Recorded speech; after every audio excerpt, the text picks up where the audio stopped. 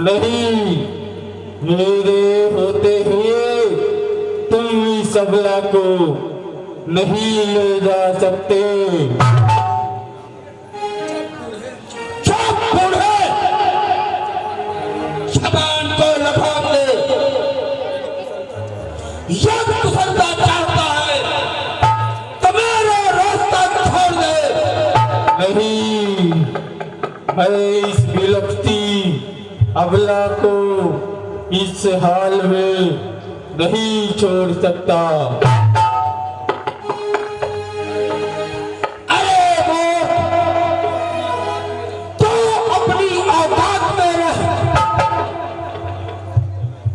अरे अभिमानी, अब तू युद्ध करने के लिए तैयार हो जा।